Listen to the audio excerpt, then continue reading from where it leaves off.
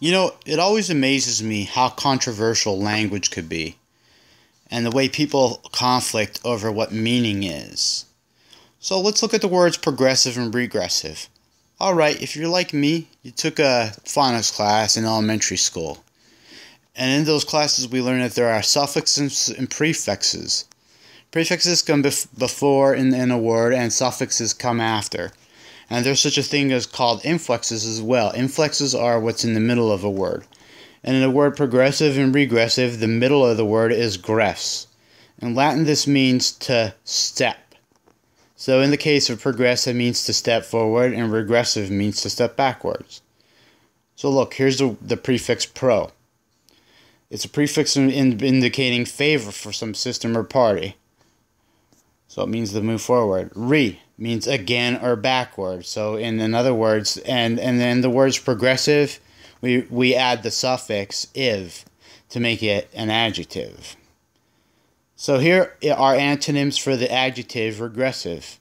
The antonyms, the opposite of regressive, is progressive. And you see the definition down there. I have it underlined here. Progressive, underlined, the definition, favoring or promoting progress. Alright, when a country is good with gay rights, say, we say that country is very progressive. And say a country like Russia is very regressive for gay rights. Okay? You know, and a guy, Skeptor, pointed out to me that some of these colleges, they want safe spaces that are segregated. And that is very regressive in a lot of ways because, you know, the civil rights movement, it did away with segregation, and some people want to bring back segregation a lot of ways at some of these safe spaces.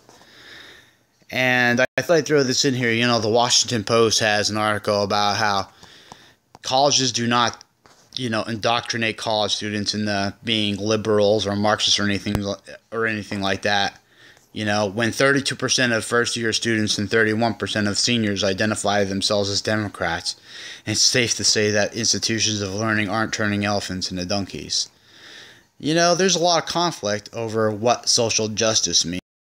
And I Googled the term, and here it was basically coined in a modern sense by a Jesuit priest named Luigi Chiaparelli.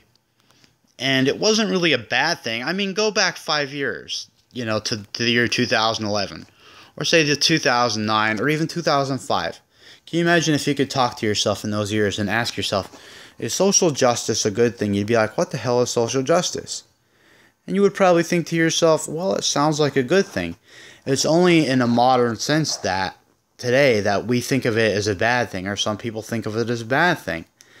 And what linguists call that is pejoration, when a term takes on pejorative meanings, you know, pejoration, when it takes on negative connotations, you know, and the opposite of that is amelioration. And hopefully, you know, we can argue about these words, and, you know, sometimes it's good to take the dictionary differently. But thank you for watching. Please subscribe, comment, and yes, vote. Have a good day.